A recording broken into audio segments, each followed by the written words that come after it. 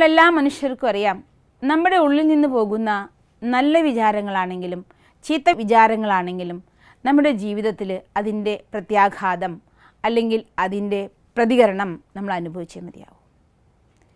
നല്ലത് മാത്രം വിചാരിക്കാനും നല്ലത് മാത്രം സംഭവിക്കാനും നമ്മൾ ആഗ്രഹിക്കുമ്പോഴും പലപ്പോഴും നമ്മുടെ പ്രാർത്ഥിക്കുന്ന പ്രാർത്ഥന പോലും നമ്മളറിയാതെ നമുക്ക് തന്നെ ഒരു ശാപമാകുന്ന അവസ്ഥയിൽ അല്ലെങ്കിൽ നമുക്ക് തന്നെ തടസ്സങ്ങളുണ്ടാക്കുന്ന അവസ്ഥയിലേക്ക് മാറുന്നുണ്ട്. അതുകൊണ്ട് നമ്മുടെ ഉള്ളിൽ നിന്ന് പോകുന്ന ആ സങ്കല്പശക്തി നമ്മുടെ അശ്രദ്ധ മൂലം നമുക്ക് തടസ്സങ്ങളാകുന്ന പല സന്ദർഭങ്ങളെയും ചിന്തിച്ച് മനസ്സിലാക്കി പ്രവർത്തിക്കുകയാണെങ്കിൽ നമ്മുടെ യാത്ര കുറച്ചുകൂടി സുഗമമാക്കാൻ സാധിക്കും. അപ്പോൾ ചില വാക്കുകൾ നമ്മൾ നല്ലത് പ്രതീക്ഷിച്ചാണ് പറയുന്നത്, അല്ലെങ്കിൽ നമ്മുടെ സത്യാവസ്ഥയാണ് നമ്മൾ തുറന്നു പറയുന്നത്. സത്യം വദ സത്യം കുരു എന്നൊക്കെ നമ്മൾ കേട്ടിട്ടുണ്ടല്ലോ. അതുകൊണ്ട് സത്യം പറയുക എന്നുള്ള രീതിയിൽ പലപ്പോഴും നമ്മൾ പറയുന്ന വാക്കുകൾ നമുക്ക് തന്നെ തടസ്സങ്ങൾ ഉണ്ടാക്കാൻ കാരണമാകാറുണ്ട്. അങ്ങനെയുള്ള ചില വാക്കുകൾ അതിനെ മനസ്സിലാക്കി ശ്രദ്ധിക്കാൻ വേണ്ടി അങ്ങനെ കുറച്ച് വാക്കുകളെ കുറിച്ചാണ് ഇന്ന് നമ്മൾ ചർച്ച ചെയ്യുന്നത്. പൊതുവെ പരീക്ഷയ്ക്ക് പഠിച്ച് തീരാതെ പോകുന്നൊരു വിദ്യാർത്ഥി മനസ്സിൽ മുഴുവൻ പേടിയായിരിക്കും. അതുകൊണ്ട് തന്നെ ഭഗവാനെ മറക്കരുതേ, ഭഗവാനെ ഓർമ്മ തരണേ, ഭഗവാനെ മറക്കരുതേ, അയ്യോ ഞാൻ മറക്കാവോ, പരീക്ഷ നന്നാവാവോ, ഇങ്ങനെയുള്ള ഭയപ്പെട്ടായിരിക്കും വിദ്യാർത്ഥി പരീക്ഷയ്ക്ക് പോവുക. ഓരോ പ്രാവശ്യവും ഞാൻ മറക്കാവോ അല്ലെങ്കിൽ ഞാൻ തോൽക്കാവോ എന്ന് ഭയപ്പെടുന്നതനുസരിച്ച് തന്നെ അവൻ ധ്യാനിക്കുന്നത് ഈശ്വരനെയല്ല, പറയുന്നത് ഈശ്വരന് മുന്നിലാണെന്ന വിചാരം. പക്ഷെ ധ്യാനിക്കുന്നത് അറിഞ്ഞോ അറിയാതെയോ തോൽവീനെ അഥവാ മറവീനെ ആണ്. അതുകൊണ്ട് തന്നെ ഭയം നമ്മളുള്ളിൽ കൂടി നമ്മുടെ ഒരു മാനസികാവസ്ഥ പഠിച്ചതുപോലും വളരെ എളുപ്പമായി പഠിച്ച് മനസ്സിൽ ഹൃദിസ്ഥമാക്കിയ കാര്യങ്ങൾ പോലും ഓർമ്മ വരാത്തൊരവസ്ഥയിലേക്ക് എത്തിച്ചേരും. വേറൊരു രീതിയിൽ പറഞ്ഞാൽ തോൽവിയെ ധ്യാനിച്ച് നമ്മുടെ ജീവിതത്തിലേക്ക് തോൽവിയെ സ്വാഗതം ചെയ്തു അല്ലെങ്കിൽ അതിനെ ആവാഹിച്ചു എന്ന് വേണം പറയാൻ. അതുകൊണ്ട് തന്നെ ഒരു പരീക്ഷയ്ക്ക് പോവുകയാണെങ്കിൽ എത്ര പഠിച്ചു തീർന്നോ അത്ര പഠിച്ചു തീർന്നു, ബാക്കി ഇനി നമുക്ക് നിവർത്തിയില്ല, പഠിക്കാൻ നേരമില്ല, അഥവാ നമ്മൾ ശ്രദ്ധിച്ചില്ല, എല്ലാം നമുക്കറിയാം.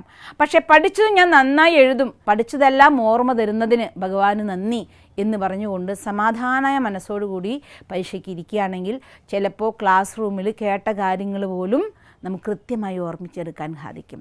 അതുകൊണ്ട് തോൽവി ആഹ്വാനം ചെയ്യുന്ന രീതിയിൽ ഞാൻ തോൽക്കാവോ എന്ന് നിങ്ങൾ ഒരിക്കലും ചിന്തിക്കരുത്. ഞാൻ ജയിക്കും, ഭഗവാനെ എനിക്ക് നീ പഠിച്ചതൊക്കെ ഓർമ്മ തരണം എന്നൊരു പോസിറ്റീവ് തോട്ട്സാണ് നമ്മൾ ക്രിയേറ്റ് ചെയ്യേണ്ടത്. രണ്ടും ഒരു കാര്യം തന്നെയാണ് പറയുന്നത്. ഞാൻ തോൽക്കാവോ എന്ന് പറയാൻ കാരണം ഞാൻ പഠിച്ച് പൂർത്തിയായിട്ടില്ല എന്നുള്ള വിശ്വാസം കൊണ്ടാണ്.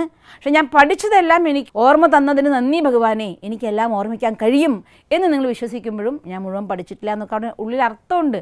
പക്ഷേ അങ്ങനെയാണെങ്കിൽ പോലും നിങ്ങളുടെ വാക്കുകളുടെയും വിചാരങ്ങളുടെയും ഗതി പഠിച്ചതെല്ലാം ഓർമ്മിക്കാൻ സാധിച്ചതിന് ഭഗവാനോട് നന്ദി എന്ന് നിങ്ങൾ പറയുമ്പോൾ നമ്മൾ എത്രയാ പഠിച്ചത് അത് ഓർമ്മിക്കുന്നതിന് നന്ദിയെന്നേ പറഞ്ഞുള്ളെങ്കിൽ പോലും ബാക്കി ഓർമ്മയെ നിങ്ങൾ ധ്യാനിച്ചതുകൊണ്ട് എപ്പോഴോ പഠിച്ച് മറന്ന കാര്യങ്ങൾ പോലും കേട്ട് മറന്ന കാര്യങ്ങൾ പോലും നമ്മുടെ നിർഭയമായിരിക്കുന്ന മനസ്സിലേക്ക് ഓർമ്മ വരും. ഇതുപോലെ തന്നെ ചില കാര്യങ്ങളൊക്കെ ആരെങ്കിലും നമ്മളോടൊന്ന് ചെയ്യാൻ പറയുമ്പോൾ നമ്മൾ പറയും, അയ്യോ അതെനിക്ക് ചെയ്യാൻ പറ്റില്ല, എനിക്കത് അറിയില്ല, എനിക്ക് സാധിക്കില്ല. ഒരുപക്ഷെ നമുക്ക് ആവശ്യമുള്ള കാര്യമായിരിക്കും, ചെയ്യേണ്ട കാര്യമായിരിക്കാം, നമുക്കറിയാം ചെയ്യേണ്ടതാണെന്ന്. പക്ഷെ അറിയില്ലാത്ത കാരണം ചെയ്തിട്ടൊരു അബദ്ധം ഉണ്ടാവണ്ടെന്ന് വിചാരിച്ചുകൊണ്ട് മുൻകൂറായി തന്നെ നമ്മൾ എന്ത് പറയും, അയ്യോ അതെനിക്ക് ചെയ്യാൻ പറ്റില്ല കേട്ടോ, എനിക്കത് അറിയില്ല കേട്ടോ, എന്നെക്കൊണ്ട് സാധിക്കില്ല കേട്ടോ. വലിയൊരു സത്യം എന്താണെന്നറിയോ? എത്ര പ്രാവശ്യം എനിക്ക് പറ്റില്ല, സാധിക്കില്ല, അറിയില്ല ഞാൻ വീണ്ടും ധ്യാനിക്കുന്നു. അറിവില്ലായ്മയെ നമ്മൾ ധ്യാനിച്ചുകൊണ്ടിരിക്കുകയാണ്. ഉടനടി അറിയില്ല, പറ്റില്ല, സാധിക്കില്ല, ഈവൻ സാധിക്കുന്ന കാര്യം പോലും ചെയ്യാൻ പറ്റാത്തൊരവസ്ഥയിലേക്ക് നമ്മൾ മാറിപ്പോകും. കാരണം നമ്മൾ ധ്യാനിച്ചത് എന്തിനെയാണ്? പറ്റില്ല, സാധിക്കില്ല, ചെയ്യാനാവില്ല, കഴിയില്ല, എന്നെക്കൊണ്ട് സാധിക്കില്ല എന്നൊരു നെഗറ്റീവ് ഫീലിംഗ് ഞാൻ ഉണ്ടാക്കുമ്പോൾ എനിക്ക് ഒരിക്കലും സാധിക്കാതാകുന്ന രീതിയിലുള്ള സങ്കല്പങ്ങൾ തന്നെ ശക്തികൾ തന്നെ എനിക്ക് എത്തിച്ചേർന്നുകൊണ്ടിരിക്കും, സാഹചര്യങ്ങൾ എത്തിച്ചേർന്നുകൊണ്ടിരിക്കും. അതുകൊണ്ട് പറ്റില്ല എന്ന് പറയുന്നതിന് പകരം സാരമില്ല, ഞാനൊന്ന് ട്രൈ ചെയ്യട്ടെ, ഞാനൊന്ന് പരിശ്രമിച്ച് നോക്കട്ടെ, ഞാൻ എൻ്റെ കഴിവിൻ്റെ പരമാവധി ഞാനത് ചെയ്തിരിക്കും, ഇങ്ങനെയൊക്കെ ശുഭസങ്കല്പങ്ങളിലൂടെ നമ്മൾ ഇറങ്ങുകയാണെങ്കിൽ ഒന്നും അറിയാത്ത കാര്യങ്ങൾ പോലും ചെയ്യാൻ വേണ്ടി നമ്മൾ ആ സ്ഥലത്തെത്തിച്ചേരുമ്പോൾ സഹായിക്കാനായിട്ട് 1000 ആളുകൾ അറിവുകളായി അനുഭവങ്ങളുള്ളവരായി സഹായങ്ങളായി എല്ലാവരും എത്തിച്ചേരും. ഇതിനെ അകറ്റുന്നതും ആകർഷിക്കുന്നതും നമ്മൾ തന്നെയാണ്, അഥവാ നമ്മുടെ ഉള്ളിൽ നിന്ന് പോകുന്ന വിചാരങ്ങളാണ്. അതുകൊണ്ട് ഏതൊരു സന്ദർഭം നമ്മുടെ മുന്നിൽ വന്നാലും പറ്റില്ല, ചെയ്യില്ല, എനിക്കറിയില്ല, ഇത്തരം വാക്കുകൾക്ക് പകരം ഞാൻ പരിശ്രമിക്കാം, ഞാൻ ചെയ്യും, എനിക്ക് സാധിക്കും എന്നുള്ള ശ്രേഷ്ഠ സങ്കല്പങ്ങളെ വേണം നിങ്ങളുടെ മനസ്സിൻ്റെ ഉള്ളിൽ കൊണ്ടുവരാനായിട്ട്. അതുപോലെ തന്നെ പലപ്പോഴും നമ്മളൊക്കെ അനുഭവിക്കുന്നൊരവസ്ഥയാണ്, ദിവസം മുഴുവൻ വർക്ക് ചെയ്ത് ക്ഷീണിച്ച് വൈകുന്നേരം നമ്മൾ വീട്ടിലെത്തുമായിരിക്കും. വല്ലാത്ത ടയേർഡായിരിക്കും, ശരീരം കൊണ്ടും ചിലപ്പോൾ മനസ്സുകൊണ്ടും ശരീരം കൊണ്ടും ക്ഷീണമായിട്ടായി വന്നിട്ടുണ്ടാവുക. വന്ന് കയറിയ ഉടനെ തന്നെ ഭാര്യ പറയും, അച്ഛനാകെ ക്ഷീണിച്ച് വന്നിരിക്കുകയാണ്, നിങ്ങൾ ഉപദ്രവിക്കാൻ പോകണ്ട. ഇത് കേട്ട വഴിക്ക് അച്ഛൻ ഒന്നും കൂടി ടയേർഡായി. പിന്നെ മക്കളൊക്കെ അച്ഛൻ ക്ഷീണിച്ചിരിക്കുകയാണ്, എല്ലാവരും എന്ത് പറയും, അച്ഛൻ ക്ഷീണിച്ചിരിക്കുകയാണ്, മകൻ ക്ഷീണിച്ചിരിക്കുകയാണ്, ഭർത്താവ് ക്ഷീണിച്ചിരിക്കുകയാണ്, എല്ലാവരും വരുന്നത് ക്ഷീണിച്ചിരിക്കുകയാണ്.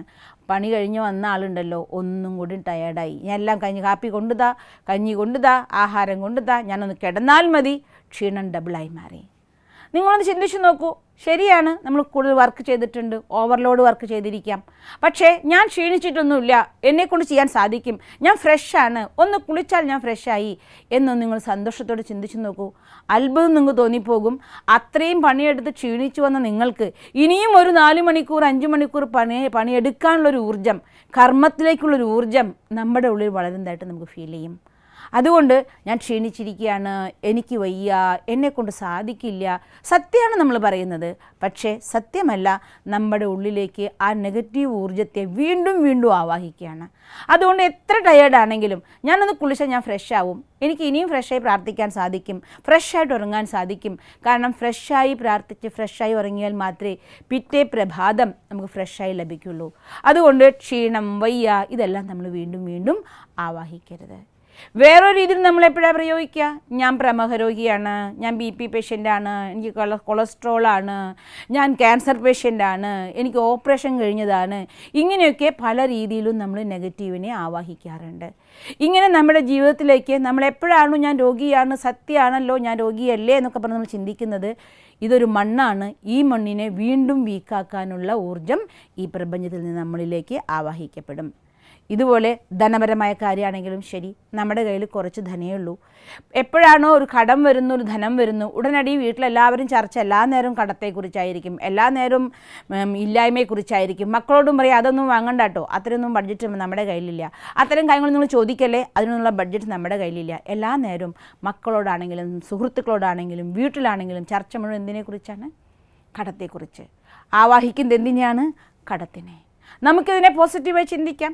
യെസ്, കടം കയ്യിലുണ്ട്, ബില്ല് കുറേ അടയ്ക്കാനുണ്ട്, എനിക്ക് കുറേ ബില്ല് അടയ്ക്കാനുണ്ടെന്നല്ലോ എന്ന് ആവലാതിപ്പെടുന്നതിന് പകരം ഭഗവാൻ ഇതെല്ലാം ബില്ല് അടയ്ക്കാൻ സഹായിച്ചതിന് എനിക്ക് ഒരുപാട് നന്ദി. മക്കളോട് പറയാം നമ്മുടെ ലിമിറ്റ് ഇത്രയാണ്, ഈ ലിമിറ്റിൽ നിങ്ങൾ ഏറ്റവും നല്ലത് വാങ്ങിക്കോളൂ, ഇത്രയും എനിക്ക് പൈസ ഉള്ളതുകൊണ്ട് നിങ്ങൾ ഇതേ വാങ്ങാവൂ എന്ന് പറയരുത്. ഇതാ ഈ ലിമിറ്റ് നമുക്കുള്ളതാണ്, ഇതിൽ ഏറ്റവും ബെസ്റ്റ് നിങ്ങൾ വാങ്ങിക്കോളൂ. കാര്യം ഒന്ന് തന്നെയാണ്, ഒന്ന് നെഗറ്റീവ് ശൈലിയിലും മറ്റൊന്ന് പോസിറ്റീവ് ശൈലിയിലും. അപ്പോൾ ജീവിതത്തിൽ ഏതവസ്ഥേനെയും മറികടന്ന് ഉയർച്ചകളിലേക്ക് എത്താൻ, അത് സമ്പത്തായാലും ശരി, ധനായാലും ശരി, വിദ്യയാണെങ്കിലും ശരി, കഴിവുകളാണെങ്കിലും ശരി, ഉപയോഗിക്കാൻ എല്ലാത്തിൻ്റെയും നല്ലത് മാത്രം നമ്മൾ ഉപയോഗിക്കണം. സംബന്ധത്തിലും അതെ, ഒരാൾ മുഴുവൻ തെറ്റ് ചെയ്യുന്ന ഒരാളാണെങ്കിലും നിങ്ങൾ തെറ്റുകാരനാണ്, അവൻ അങ്ങനെ തന്നെയാണ്, അവനൊന്നിനും കൊള്ളൂല്ല, അല്ലെങ്കിൽ അവന് കഴിവില്ല, അവൻ വായ തുറന്ന കളവേ പറയൂ, ഇതൊന്നും നമ്മൾ പറയരുത്. അറിയാം നമുക്ക് അവരങ്ങനെയൊക്കെ ആണെന്ന്. ഓൾറെഡി അവരവരുടെ നെഗറ്റീവിൽ നിന്ന് പുറത്തു കടക്കാനുള്ള കഠിന പരിശ്രമത്തിലായിരിക്കും.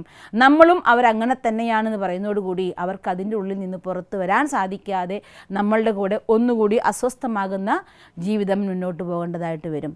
അതുകൊണ്ട് എല്ലാവരുടെ തിന്മകളെ അറിഞ്ഞാലും മോശമായ സാഹചര്യങ്ങളാണെങ്കിലും നല്ല രീതിയിൽ നല്ല വാക്കുകൾ ഉപയോഗിച്ചുകൊണ്ട് ശുഭഭാവനയിലേക്ക് പരിവർത്തനപ്പെടുത്തിക്കൊണ്ട് നമ്മൾ പറയുകയാണെങ്കിൽ നമ്മുടെ യാത്ര പതുക്കെ പതുക്കെ എല്ലാ കഷ്ടപ്പാടുകളിൽ നിന്നും ദുഃഖങ്ങളിൽ നിന്നും ഉയർന്ന് സന്തോഷകരമായ ഒരു ജീവിതമായി തീരാൻ നമുക്ക് സാധിക്കും. ഓം ശാന്തി. നിങ്ങൾക്ക് ഈ വീഡിയോ ഇഷ്ടമായി എങ്കിൽ ഈ ചാനൽ സബ്സ്ക്രൈബ് ചെയ്യുന്നതിനായി മൊബൈൽ സ്ക്രീനിൽ യൂട്യൂബ് എന്ന ആപ്ലിക്കേഷൻ തുറന്ന് മുകളിൽ സെർച്ച് ബാറിൽ BK സ്പേസ് ഷീജ എന്ന് ടൈപ്പ് ചെയ്യണം. തുടർന്ന് സബ്സ്ക്രൈബ് എന്ന ചുവന്ന നിറത്തിലുള്ള ബട്ടൺ ക്ലിക്ക് ചെയ്യണം. അപ്പോൾ വലതുവശത്ത് പ്രത്യക്ഷപ്പെടുന്ന ബെൽ ഐക്കൺ കൂടി ക്ലിക്ക് ചെയ്യാൻ മറക്കരുത്. അതിലൂടെ വീഡിയോ അപ്ലോഡ് ചെയ്യുന്ന അതേ സമയം നോട്ടിഫിക്കേഷൻ മൊബൈലിൽ ലഭിക്കാനും വീഡിയോ കാണാനും സാധിക്കുന്നതാണ്. ഈ ചാനൽ സബ്സ്ക്രൈബ് ചെയ്ത ഓരോരുത്തർക്കും നന്ദി.